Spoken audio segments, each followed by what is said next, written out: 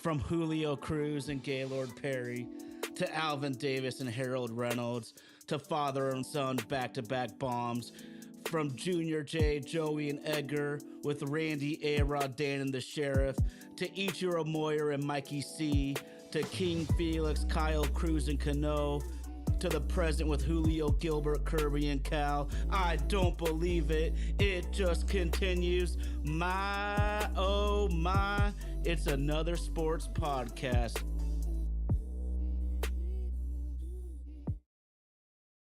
My, oh my, it's another sports podcast.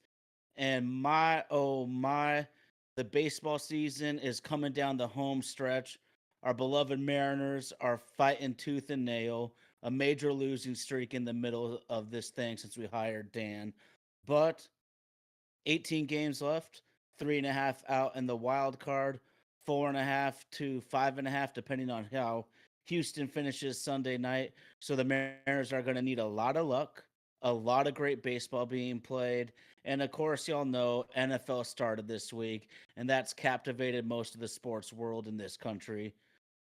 But you know, whether it's NFL, college, or whatever is coming around the corner, we are going to rep the Mariners from Nashville down to Albuquerque, up to Little Lake, Stevens, and everywhere in between.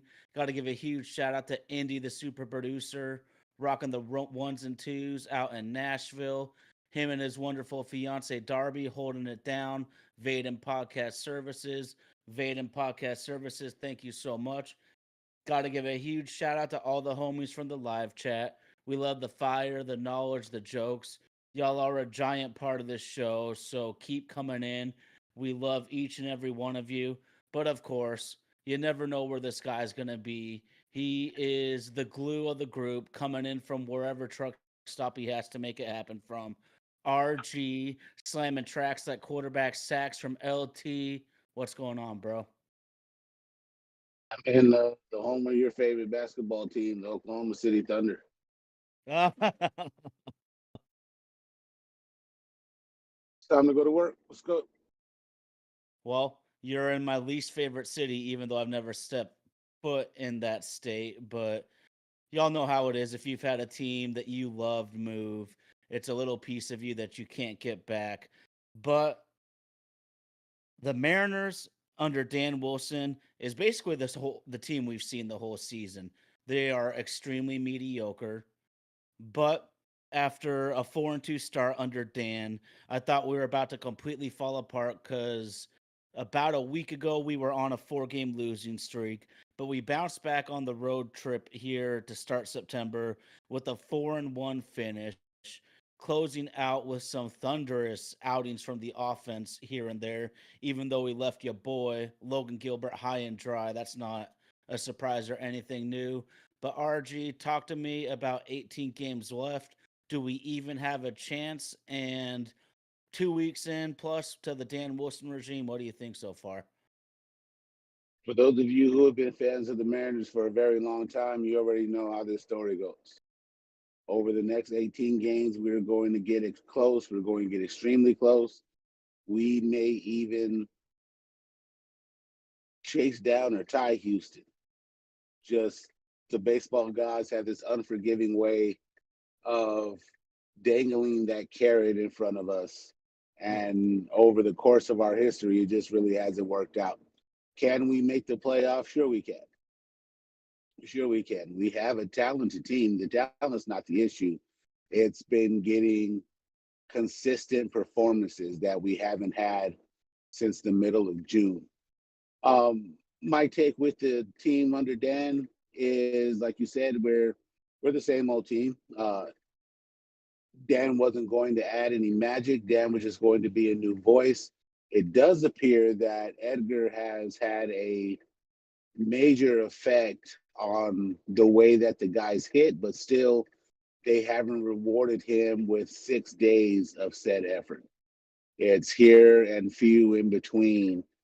And we have these games where we get up and just are mashing the ball everywhere. But if we did that at least 5 days a week, how different would things be?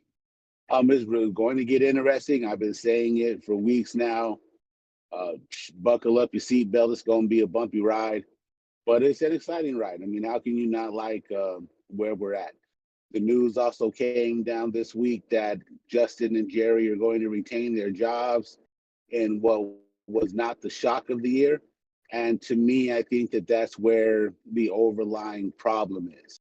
I said a couple weeks ago they would keep their job because they're good at doing what Stanton wants, and that's to keep the Mariners in the top five in money that's made over the course of the season. Bargaining shopping for players is what Jerry happens to be good at. It's the disconnect between what's best for the bottom line and what's good for our fandom is what's at stake here. And the people of Seattle, we already know how this goes. They're not going to stop going to games. They're going to keep that stadium as packed as they can. As major of a city as Seattle is, it's really the only thing going is when you got sports season going on. So there's not going to be a dent in their pocket, and it's just going to stay business as usual from it.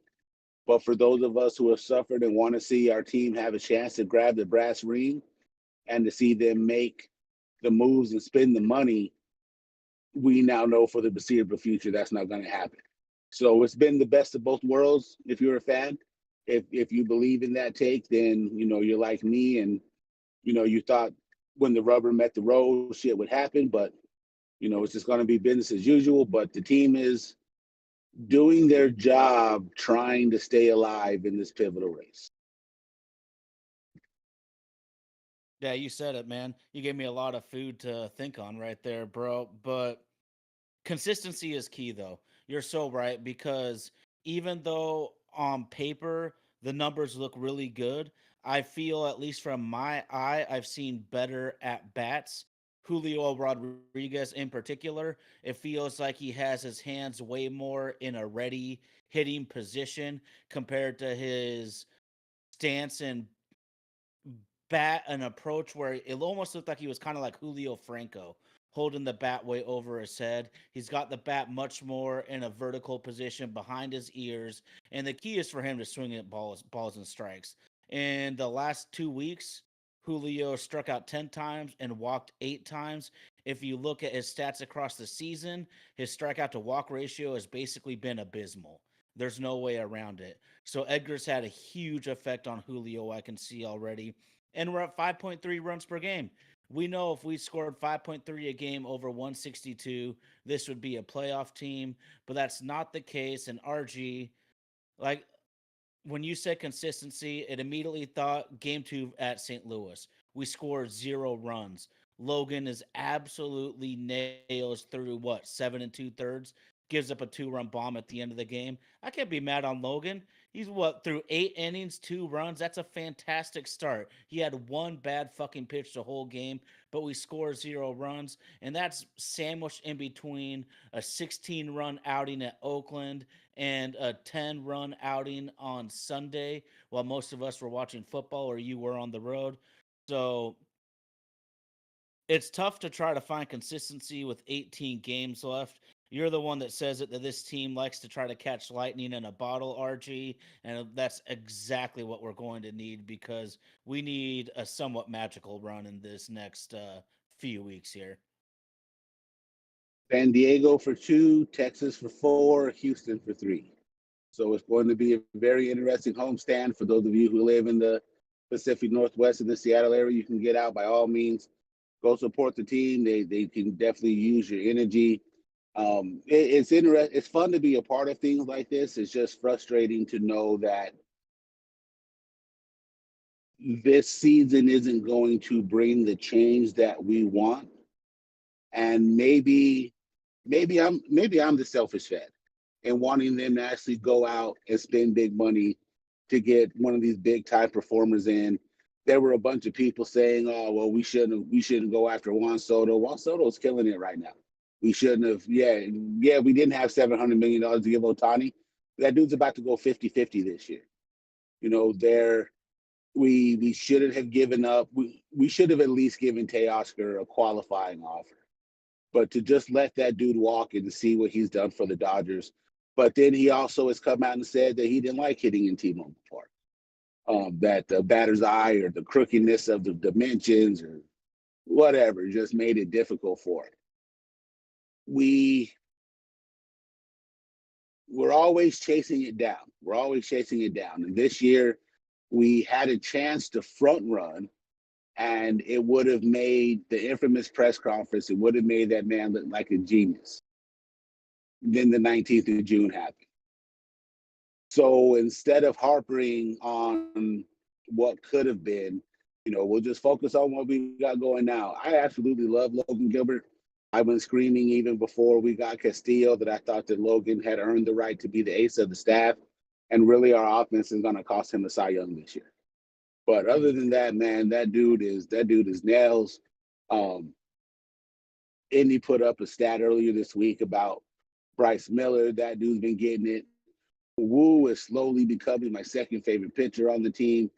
The pitching staff is great, but here's what my concern is if we are going to nickel and dime the offense, what happens when it comes time to pay the pitchers?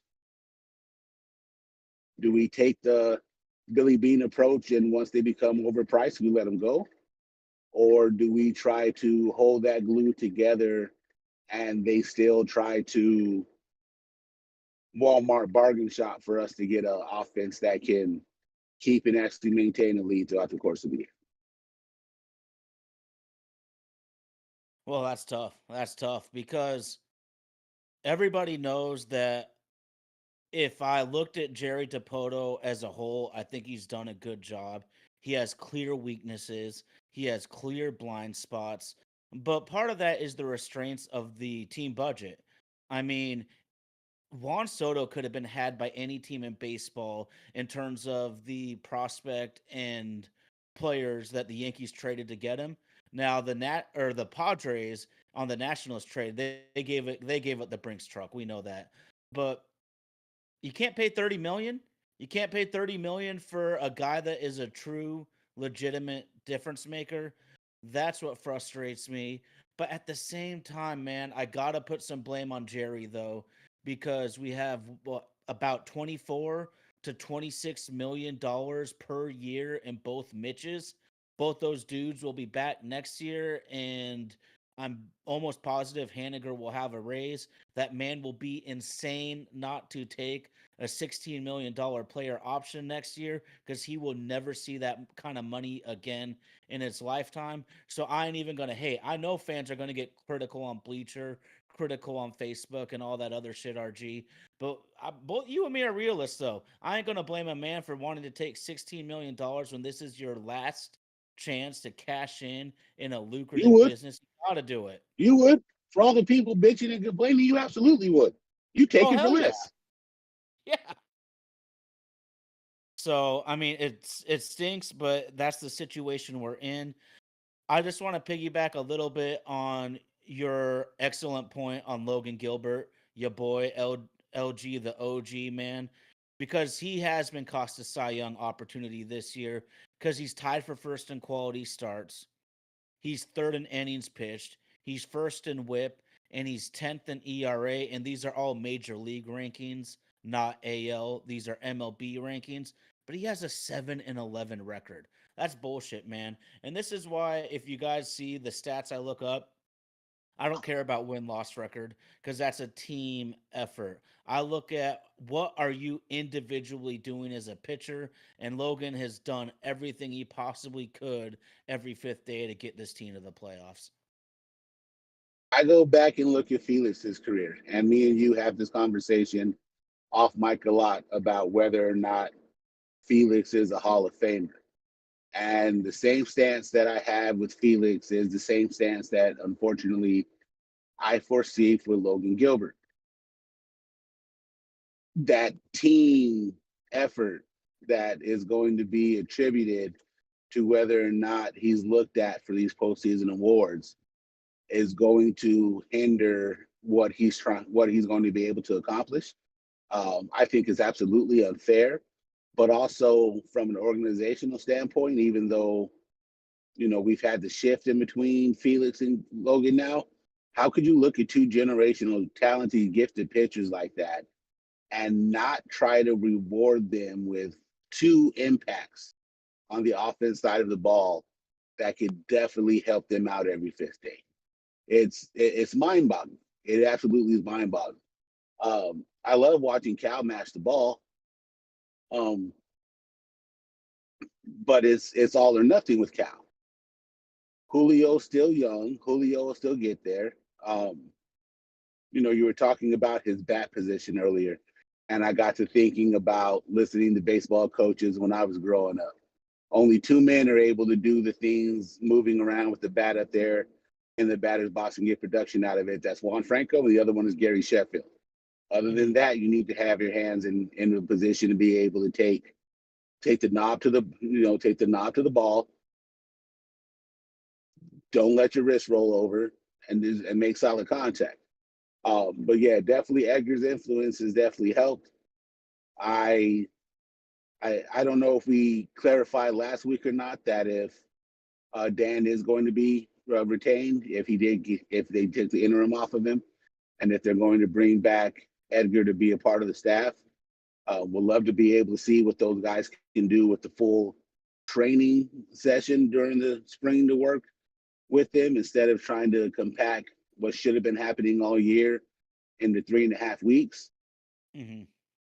Just like you said, try to find consistency with 21 games is real hard to do. Now that time is even less. But instead of harping on what should have been done, I just think we give all of our full support and just try to make the next 18 games as good as we can. Oh, hell yeah, hell yeah.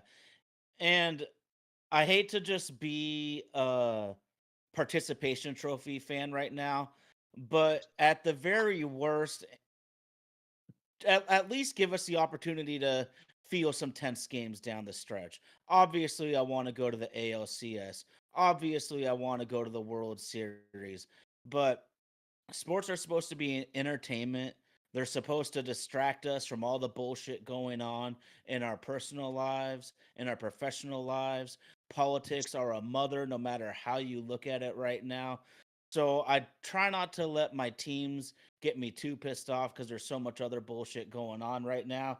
But RG, these dudes are cracking me up in the live chat right now because there is some football rivalry type of shit going on. We got Tay Williams, who is an Astros fan and a Cowboys fan. We got Texas Power Ranger, who we know loves the Rangers, is pumped about his Houston Texans. And then Tommy, I can't figure out. So he's asking if someone's old enough to remember the last time his team won a Super Bowl. Well, Tommy, who is your team then in the NFL? Y'all know I'm a Seahawks fan. It's probably obvious as shit. RG, let's just go off on a quick tangent. Do you want to just maybe tell our live chat a quick summary on why you became such a diehard Eagles fan? Oh, sure, no problem, because it bigs up a man that's very important to me. Back in the 60s, when the Cleveland Browns won their championship, my uncle John Wooden was on their line. He was one of the main blockers for a guy named Jim Brown. After his playing career, he actually spent 20 years working for Dallas and won 2 Super Bowls with them when Landry was the coach. When Jerry Jones took over and got rid of Landry and his staff, my uncle ended up going to Philadelphia. That's around the time that I came into this world. He drafted my favorite Eagle of all time, a man named Brian Dawkins, and he's just Weapon X is the man, bro. So had I been born a couple years earlier, I probably would have been on that cowboy drug. But the fact that Jerry got rid of him and he was working for Philadelphia at the time that I was born, hey, gang green, baby. He stopped working for Philadelphia, worked for Baltimore when they won their Super Bowl. He was the head of the Fritz Pollard Alliance that enforces the Rooney Rule, regardless how you feel about it. It does do a justice to an unjust system. And now he lives in Arlington, Texas, just enjoying his latter years in life. He gives us tickets whenever he can. I unfortunately don't get to enjoy his Super Bowl tickets because I don't have any kids. So the cousins who do have kids, he gives them a chance to take a kid to the Super Bowl. So yeah, we might need to find a way to change that, but I ain't gonna say it too loud because some people could be watching. But yeah, man, just I enjoy I enjoy football season. I enjoy the rivalries that come with it. I enjoy the shit talking that comes with it as well too, because it actually unites us more than divides us as well too. I definitely feel you on the were you alive last time your team won a Super Bowl. I just don't see how you could be on that cowboy drug. They haven't been good as long as the U hasn't been good, even longer. So yeah, man, just keep the good shit talking coming, man. Just keep the good shit talking coming. Everybody got a dub though, out of everybody in the conversation. The Seahawks won, the Yep. Eagles won, Texans won, even though they blew my cover bet. Dallas looked phenomenal. Dak is now the highest played player in the NFL. Good for him. Apparently, they like being good in the regular season and not in the playoffs. But hey, we can have that discussion once we get to January. Fair enough, bro. Since you just said it, amongst my friends in fantasy football, I call myself the Dak Prescott of fantasy football because I always make the playoffs and I always get bounced in the first round. Mm. Man, just tough. Well, it is what it is.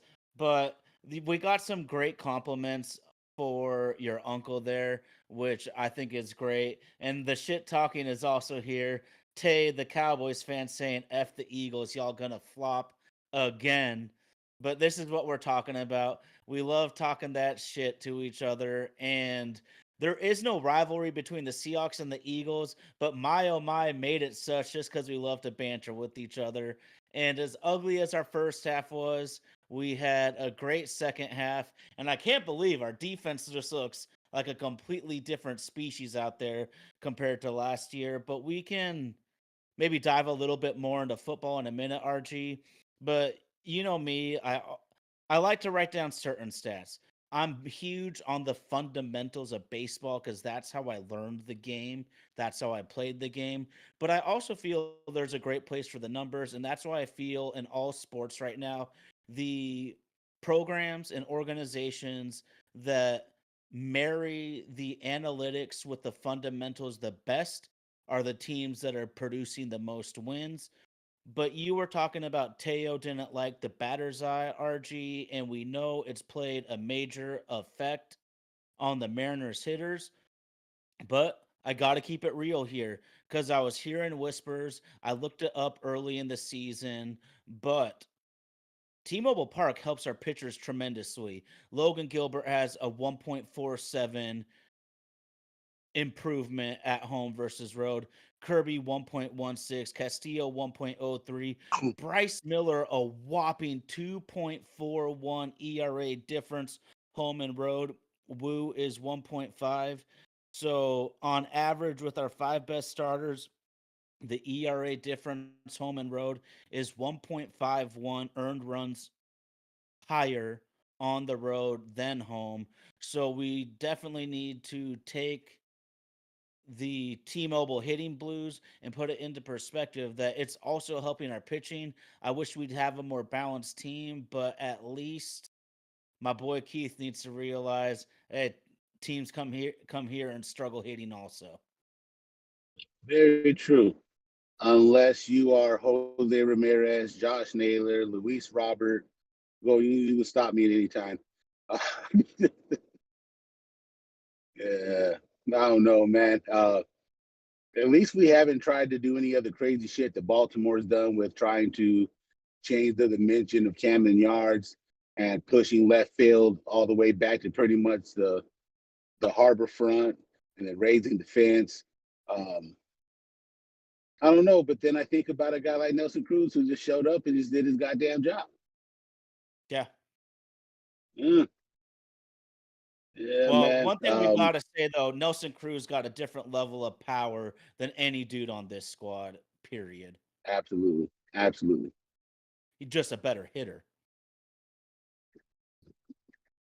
But this is on the true. organization, though. It's on ownership and the front office. I defend the front office so much and shit on ownership so much, but ownership has to be willing to pay for hitters. And then when we do pay for guys, we can't be wasting money either. Like I said, we got like 24 to 26 million wrapped up in both Mitches, and both will be under contract for that 26 million next season as well. When you are a lower middle class person or team, you have to budget your money better.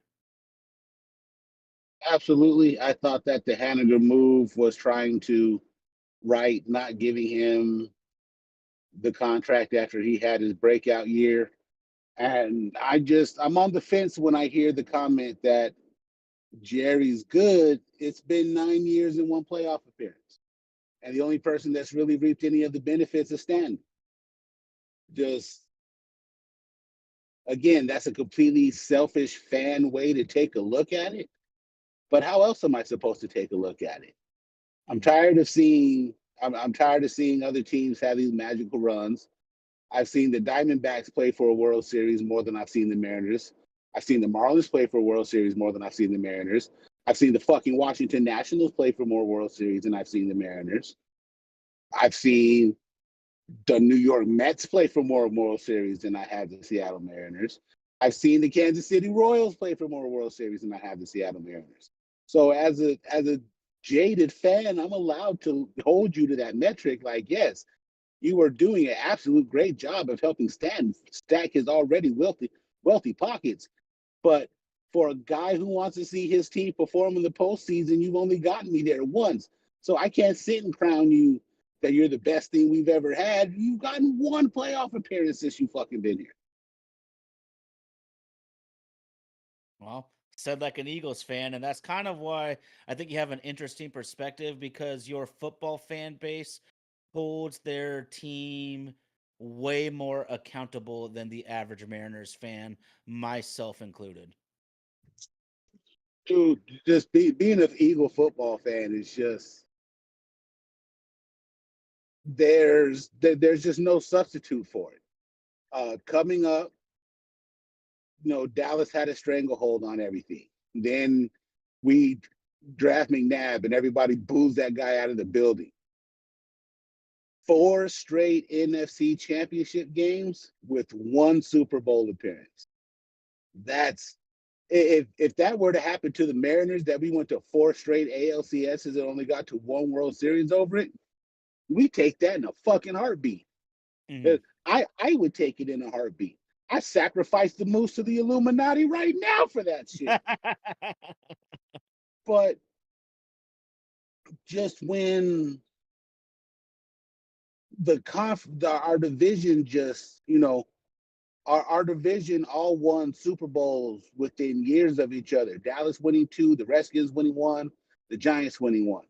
Then the Giants beating Tom Brady twice and getting back to it. Like the bar was young, and granted, Oakland hasn't done anything worth a damn since the 20-game winning streak during the height of the Moneyball era. But when you turn around and look at the AL West, Oakland has multiple championships. Houston has multiple recent championships.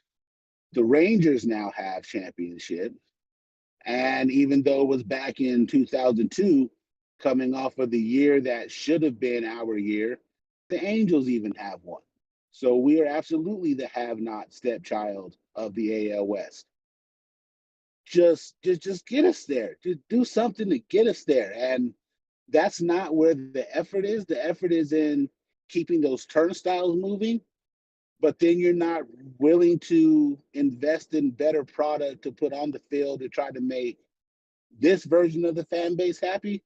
But again, I just look at it differently because it's like I thought professional teams play for championships, but now I understand that in baseball, there was a comment in Moneyball where the original writer of Moneyball said in it, if a baseball championship is so hard to win and it costs a lot of money, why are all these guys with money flooding into the game to buy these teams up when a lot of ownership changed hands back then? And the answer to that is simple. It's 82 nights a year to be able to make a fucking killing.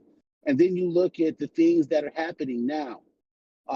I thought during the player strike a couple years ago that they were out there without a leg to stand on, wanting more revenue of what the teams bring in. But you don't realize when you go to a lot of these other stadiums that aren't T-Mobile Park, they own the 3 restaurants that are around it. They own the 2 hotels that are around it. They own the movie theater that's around it.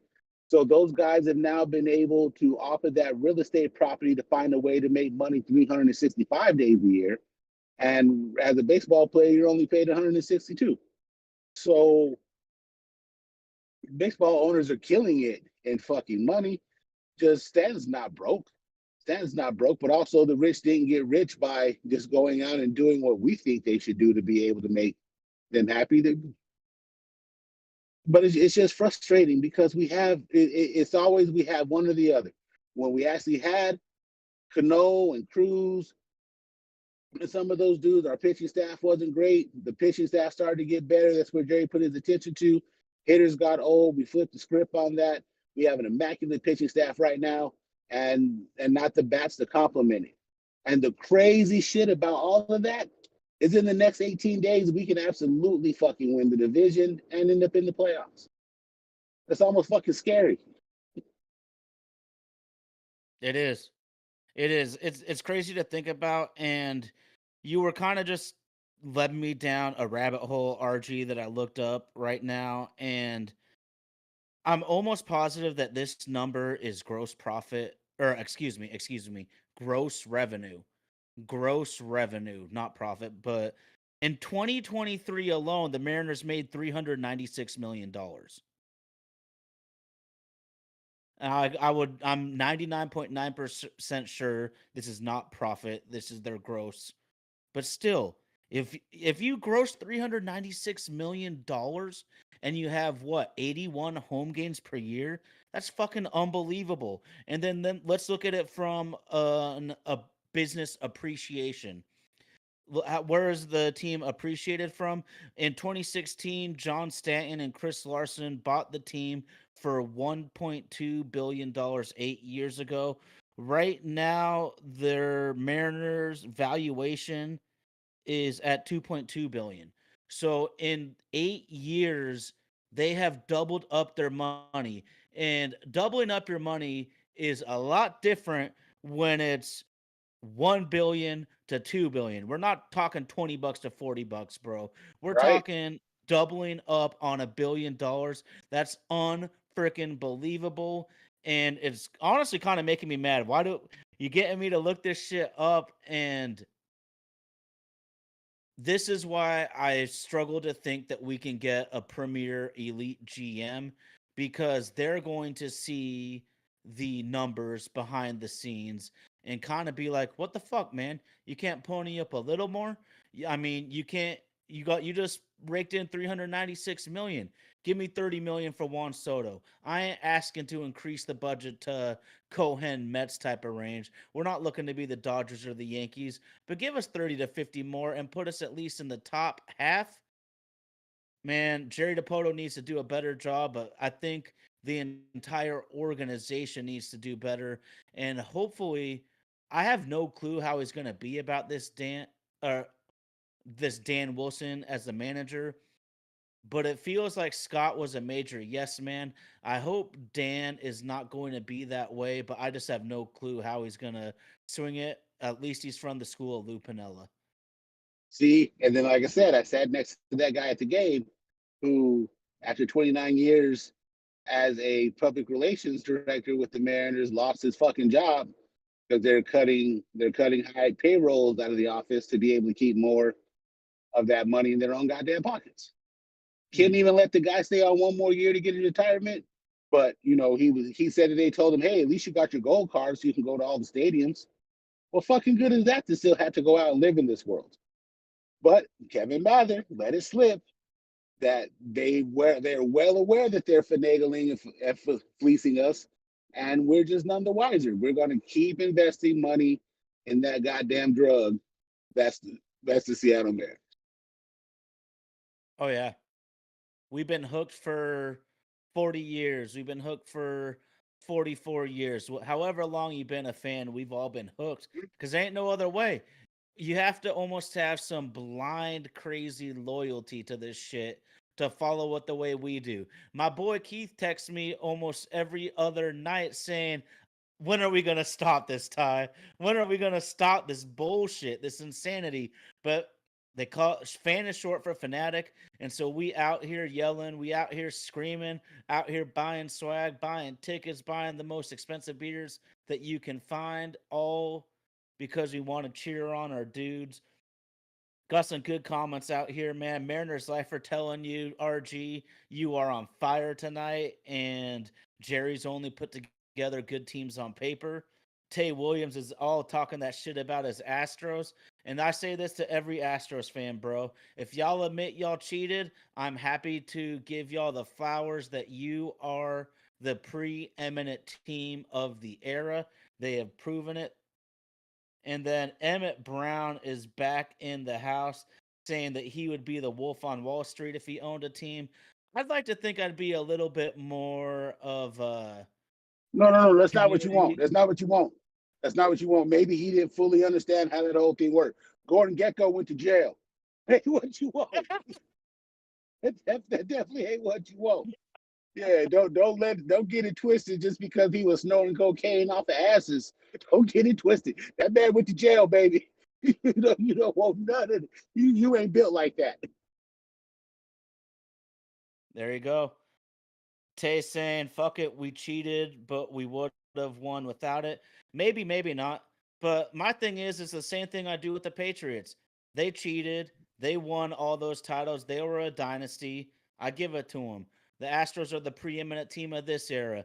Just last year, the Michigan Wolverines beat the Washington Huskies to win the national championship, and they were proven to be cheaters. I'm not that type of person that's going to hold this shit like we erase all of your records because we saw what happened. But you got to keep it real on the facts that Houston was pulling some shady shit. We might not even know all of it with Jose Altuve. Don't keep my shirt on, keep my shirt on. But I do have a huge feeling that MLB came down with the lackluster punishment because Houston was far from the only team getting into this advanced sign stealing that goes beyond just being a runner at second base. We heard Marco Gonzalez many years ago claiming, I don't know, Boston Red Sox are doing some shady shit there.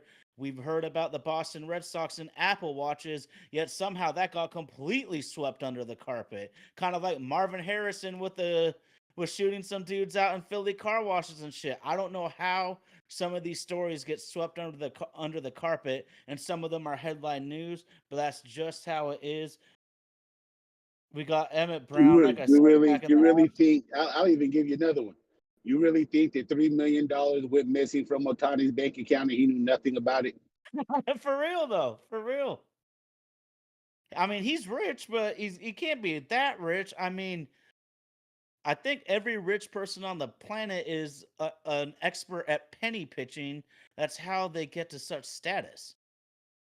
You have financial dudes who keep their eye on your money, and if that amount of money went missing, and my financial dude had to, I'm throwing bullets. I'm Mm, throwing straight bullets until we get to the answers of this thing. But again, it's kind of like the Mitchell report. mm. He was supposed to find out why Oakland was so good without spending money. And George Mitchell was like, "Well, I can't tell you that, but I can tell you that there's a rapid drug problem in your sport." And Buzz Seeley was like, "All right, all right." We don't know. Man, for smart people don't make good crooks. I've learned that in my 41 years on this earth. The smarter you are, the worse fucking criminal you are. You're gonna do some dirty shit. You better come out and get some of us hood affiliates to be able to help you stand on that. Real talk there, man. Jeez Louise. Yeah, Well, I yeah, gotta man. ask you. I gotta ask you a question then, because Tay Williams right here is saying Barry Bonds cheated and he the best ever. I vehemently disagree. I am actually a Barry Bonds supporter compared to most people talking that shit out there about their favorite baseball players. But I can't get over the fact that a pro athlete had his athletic peak at 36. I know we both ride with George Kenneth Griffey Jr., but I don't know if we've ever really talked about this. What are your thoughts on Barry Bonds in general? What pisses me off with Barry Bonds is he didn't need to take steroids. That dude was a Yeah. beast without that shit. That dude was a beast without that shit. Um, Roger Clemens too. Hmm. Roger Clemens too. The one that is the most egregious to me is fucking A-Rod. How does Manny Ramirez get caught and then 2 weeks later you pick up the phone and say, anybody still got his dude's number? Just you're asking for that shit. Don't cheat the game. It takes patience for power. That's the anti-Mark McGuire. Shout out to Wale for that line. But yeah, man, just those guys didn't have to do it. They were already going to go down as generational greats. And just to start taking shortcuts, you then fuel a generation of people coming up and watching you that like to take shortcuts too. And it worked for those guys. It didn't work for the people who tried that shit up underneath. Ryan Braun, remember that name? Oh yeah. Oh yeah. No need. And and then some of them, when it happens, it's like, I knew it. I knew it. Because that's how I felt about Ryan Braun. Was like, there's no way your scrawny ass is hitting that many bombs go, going off like that. At least Darryl Strawberry was just doing cocaine. Shit. Yeah, but nah, They man, were it's fueled on different shit in the 80s, man. absolutely stated. And then, who was it? Rafael Palmeiro? I didn't do this, period. And then 30 days later, just they didn't need to cheat. They didn't need to cheat. And it's unfortunate because there's going to be the gatekeepers who want to keep all those records clean. Like when Judge hit his 61st home run, I had a bunch of guys I grew up playing baseball with were like, why are they going so ape shit over 61? It's not 73. It's like, well, 73 also came with some needles involved in it too. That's what it is. This is supposed to be it's supposed to be pure. You don't want to see, you definitely don't want to see Lynn Bias be the all-time leading scorer in the NBA. But he at least did enough of the drug that it just took his ass out. Mhm. Sorry if that offends you. Not really sorry. Oh man, digging deep there, but I mean, what could have been, what should have been, and I think that's kind of your connection there. And it, when you just said like the 73 home runs to the 61, I saw a stat recently, dude, that said like 97, 98, I believe, was when Griffey Jr. went 56 homers and 56 homers. And I believe that was only the second time at that point in Major League history that a hitter ever went 50 and 50 in back to back seasons. Then, just a couple short years later, all of those hollowed records got completely smashed, destroyed, and demolished. And I was just saying about how if I'm Mitch Haniger, I'm to take the money. And that's why I'm not mad, I'm not like on my moral high horse against these guys for juicing when you can get 20, 40, 50, hundreds of millions of dollars by upping your performance like that. But it also gives people the right to at least critique your play in a way that I wouldn't critique Griffey's. Like I've said this just 2 minutes ago, bro. I cannot get past that Barry Bonds' athletic peak was 36. This shit just does not work like that in the human world. I will say too, for those of you who have never played baseball at any level and have just been a fan of it, there is not a drug in the world that can help your hand-eye coordination see 100-mile-an-hour fastball and to be able to square it up and put a good bat on it. There's not a drug in the world that can be able to help you do that. That is pure talent. And that's what Barry Bonds does have. But also the other advantages that they say come along with taking steroids is your body recuperates faster from certain things. Just the unnatural advantage it gives you from having some type of supplement in your body. Now, again, most of you have heard me talk because of my profession now. I'm no longer allowed to partake in the stickiest of the icky. If I could take a week off and do it and get away with it, I probably would. Um, but I can't cheat what's best for my future just because I want to sit and watch the Chappelle show and go to Taco Bell at 2 o'clock in the morning. But when you're at this high level of sports and it can give you a quote unquote competitive edge, I mean, and it's not just the baseball guys that get caught with it. It's football guys been caught. If you're a wrestling fan, there was a whole steroid pandemic that happened with WWF or WWE now back in the earlier days. But one of the guys who was the biggest steroid user decided to snitch on everybody because it was better for his brand. Just you don't need to. You really don't need to. And especially now in the way that this world works up, you don't know what you're shooting into your body. And that's the ultimate scary part about it. Those guys were able to get away with it, and they're going to be kept out of the Hall of Fame. Nowadays, if you play around with that shit, no telling what could happen to you. So just if you can't hit 30 home runs in high school, it's okay. You'll be okay. Don't go put the needle in your arm. If there's $100 million on the line, I might change my mind. but for right now, just stay away from that shit. I think you made such a great point there, though, in making sure that our teenagers who like less than 1% of teenagers are going to play college ball. 1% of the college players are going to make it to the pros in any given sport. So we got to have our youth be smart about this shit.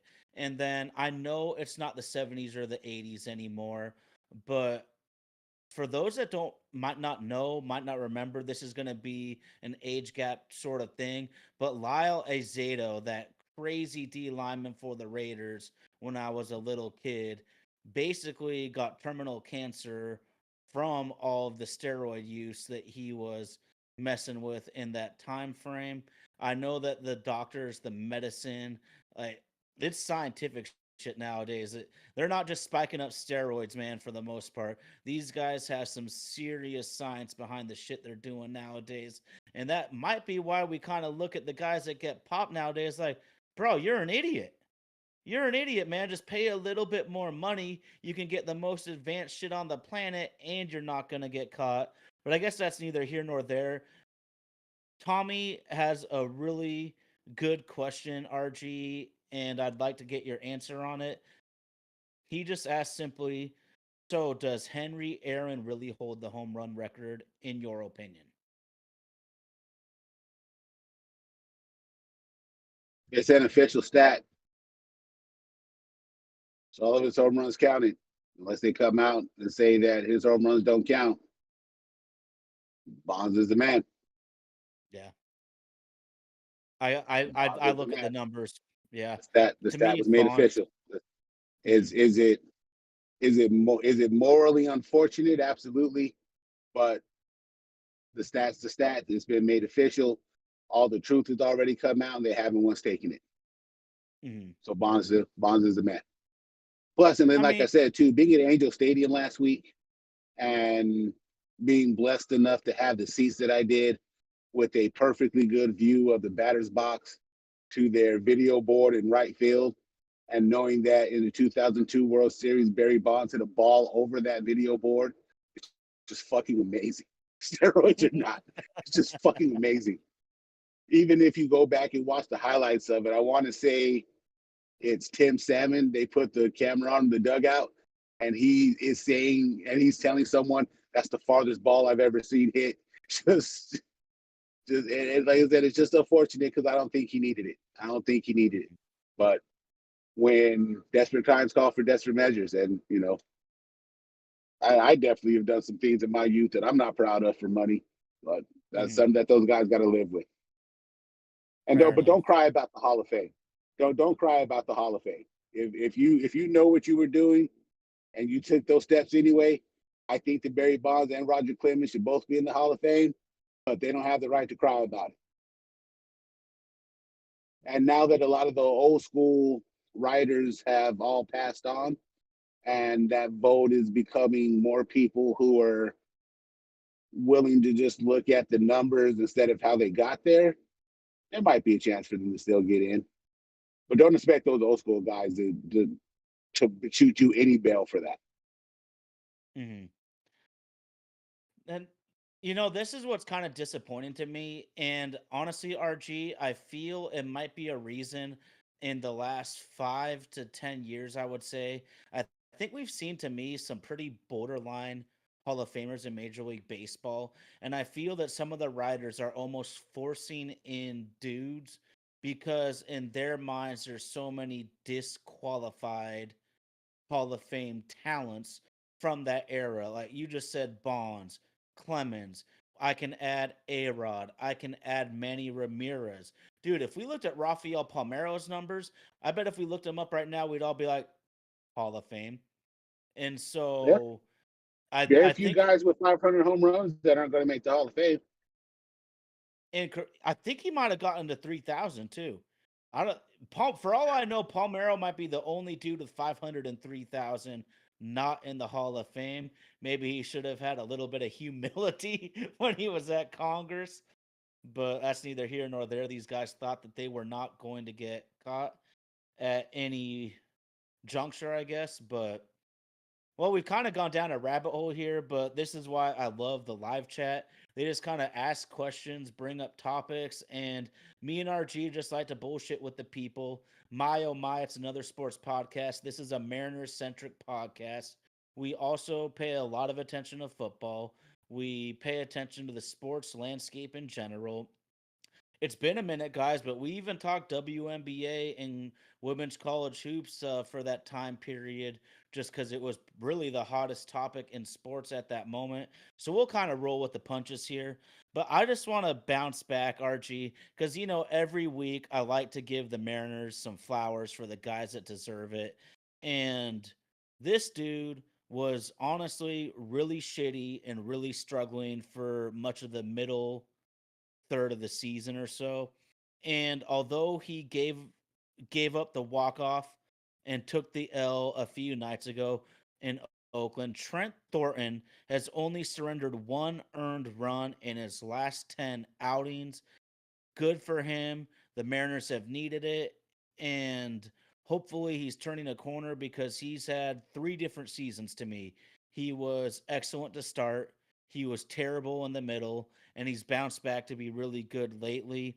And then your boy, Captain Cal, has an OPS over 1,000 this week, putting his season freaking stats at 29 bombs and 90 RBI for a switch hitting catcher that doesn't get the amount of rest he deserves because our hitting and backup catching situation is what it is. Julio Rodriguez, we talked about turning the corner recently, an 851 OPS over the last 2 weeks. I'm so optimistic right now about 10 Ks and 8 walks in that time. What made him special his rookie year was his decision making at the plate. When he makes good decisions, he can unleash his power. I'm happy that the Mariners moved JP down in the lineup. It should have happened the first game that he came back.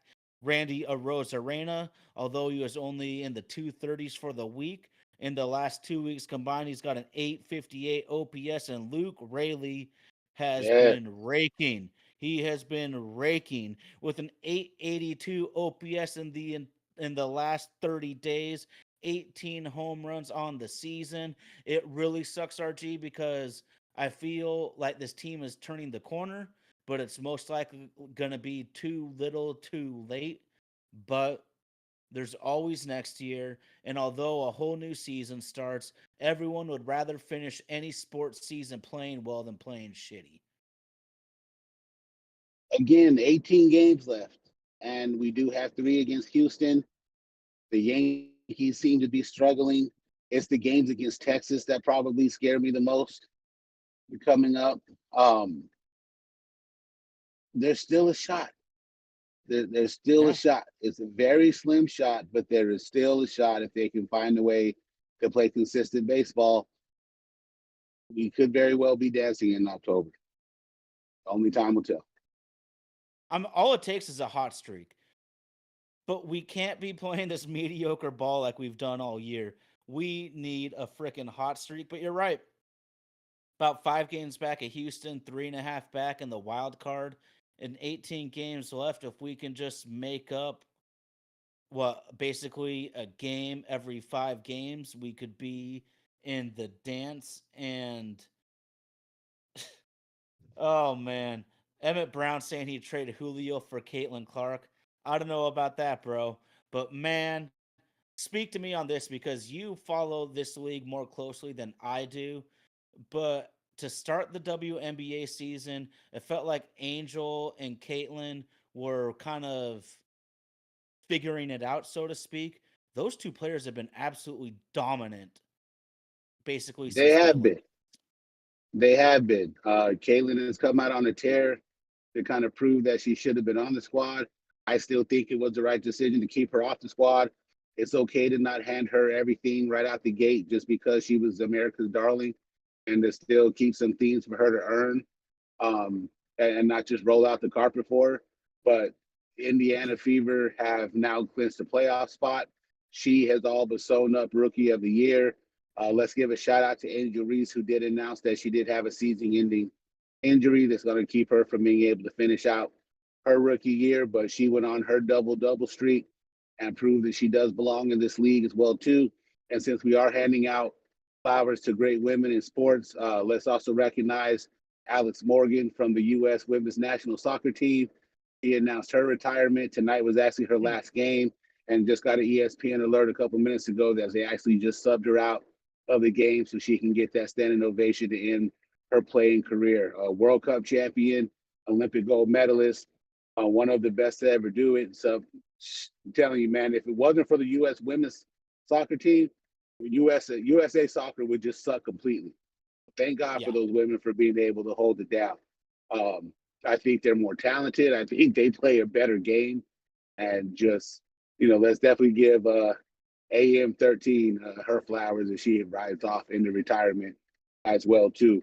But just give him a chance, man. I know that there's this machismo that comes along with this sometimes, and there are times that women's basketball is like watching paint dry, but the league is real physical. These girls can't hoop, they can't score. You live in a town that has one of the best players in the NBA, WNBA, currently Jewel Lloyd. You also got to live through a little bit of Sue Bird and Brianna Stewart being up there as well too. So for those of you who are in the know, you know that this is a good, exciting league to watch and pay attention to. Check out their playoffs. It's going to be very interesting. Their playoffs is going to get really, really good. Not a high number of teams in it. It's not going to drag out over 3 months like the NBA playoffs does. It's going to be real good and exciting to watch. Good shit, man. Shout out to my brother Nick. My brother Nick has had the hots for Alex Morgan for a long time. Congratulations on a wonderful career, Alex. Absolutely, absolutely, absolutely. Live chat is on and cracking. It'll still be a couple more weeks while I'm out here working remotely to when I can get it back in there and mix it up with y'all. But I'm grateful for each and every one of you that take the time out and join us each and every Sunday as me, Ty Talks, and Rated Podcast Services attempt to change the game here. If you like the show, always hit the subscribe button, hit the likes button, leave us comments. My invitation still is open to anyone. Uh, 2 weeks from now, 29th of September, either me and Ty are going to find a way for us to do the show live together in Seattle, or we want one of you guys to come and hop on and, be like Jerry, come be the backstop for us. Always get in, be nice to see some of you guys' face, get to talk to you, get to know you a little bit more. You're the reason why this podcast is doing as well as it is. And we're grateful that each and every one of you take the time out to leave us an hour of your Sundays just so we can talk sports with some pretty cool people, y'all. For sure. Holla. Man, I couldn't say it better myself. And for all y'all, we like we're Mariner centric, but I just wanted to say if y'all on the live chat want to just chime in any Sunday evening on what football topics you want to talk about or any topics for that matter, we roll with the punches, we go with the flow, and the Mariners, as we head into the winter, we know that it can be like watching paint dry to talk baseball every single pod when there's no business going on. When something great happens, we will talk mostly about that. But as football season gets to full swing, as baseball season ends, we'll probably get a little bit more of the gridiron in there. And it's all in good fun. Florida State, oh my God, I feel for you, bro. What the hell happened? I thought the Huskies were going to have a tough year to rebuild and bounce back, but geez Louise, I don't even know what to say because Colorado doesn't look like I would want Deion Sanders except for like a Dan Wilson type of hire that just makes the fans happy. Dude, Seminoles have some problems, man. Hopefully we can get it figured out. That 12-team playoff may give us a chance to still sneak in. Still got Clemson, Notre Dame, and Miami on the schedule. A chance to get some good wins, but Norville just looks lost right now. Like Mm-hmm. he's still shook from not being from all those guys backing out of the Peach Bowl on him, and I mean the Orange Bowl on him. And honestly, I'm all right with that. I'm all right with that. If those guys don't want to play, they have the right to not play. They're getting paid now. Well, there's no if the Fat Five have taught me anything is that if you're not playing for a championship, what's the need of you being loyal to there anymore? Start looking at your money. And all those guys started looking at their money. So I'm not really mad at it. It's really up to Norval to be able to rally the rest of the troops and restock and reload, and just really hasn't been able to do that. No. Well, you referenced it on our group text, and they're paying money for experienced quality quarterbacks right now in the NIL. They paid the wrong dude. It's literally that simple. I mean, Sure Florida did. State would be better off if the Huskies went and got Mississippi State transfer Will Rogers, who is a really good college quarterback. I don't see him really as an NFL prospect, but that don't matter to me. That's the NFL. This guy's a damn good college quarterback. I guarantee you Will Rogers would do better for Florida State than DJ. We know Cam Ward from Wazoo is looking absolutely incredible. I've been on that dude for years now. But when you live in the Pacific Northwest, I'm also a Northwest homer. I watch games like Wazoo when there's better games on just because of the investment into the team. And this guy's must watch TV at times. So we'll get into it more, man. But fun times to have football starting. Eagles 1-0, Seahawks 1-0. We got Texas Power Ranger, like you said, Texans 1-0. Dallas just embarrassing Cleveland. Oh my goodness. Do they need to introduce Deshaun Watson to the massage therapist of Cleveland? Because they got to figure something out there. Holy shit, bro. We love you long time. But if I'm the Texans, like I thought that as well as Philly played, we were very susceptible to the big play. And if Mhm. I'm the Texans today, you should have won that game. You should have won that game by a lot more. And Anthony Richardson was just out there, just all right, go route. They can't stop it. Go route. They can't stop it. Go route. They can't stop it. Just man, but interesting week one. Happy to have football back, college, NFL, even high school. Trying to give a little shout out to my cousin Amari Berry, plays for the Volcano Vista Hawks in Albuquerque, New Mexico. His best friend is named Cam Dyer, is the quarterback for the rival school, the La Cueva Bears, the same school that Mitch Garver went to high school at. Cam Ward signed a scholarship to go play football next year for the Arizona State Sun Devils. And in their game last week, Cam Dyer is a 3 to 4 star recruit, and my cousin Amari got a pick off of him in the end zone.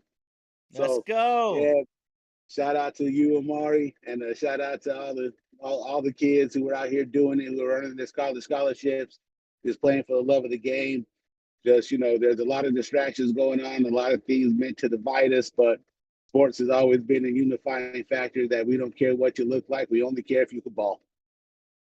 Fair enough, man. And just hearing that, we both know, RG, if you could be a college person in the Tempe, Scottsdale, Arizona, that shit might be about as good as it gets, bro.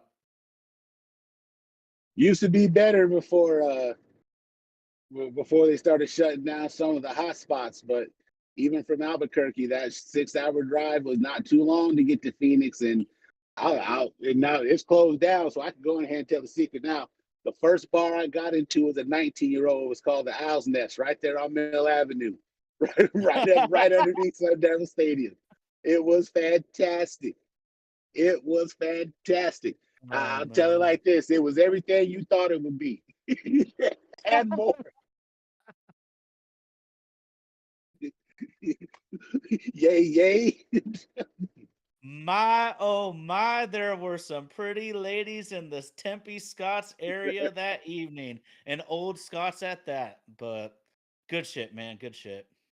Yes, sir. Yes, sir. Anything else on your mind tonight, man?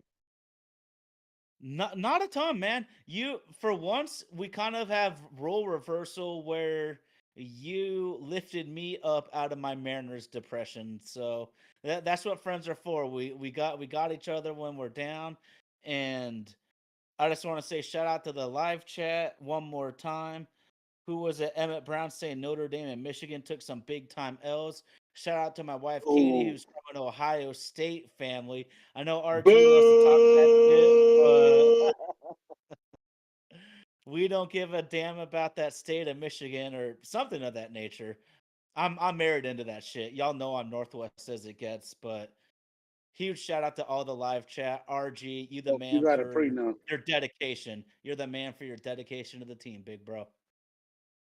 Hey, man, it's been a tough week, but gotta be out here to pay these bills and survive. Um, just happy to talk sports, man.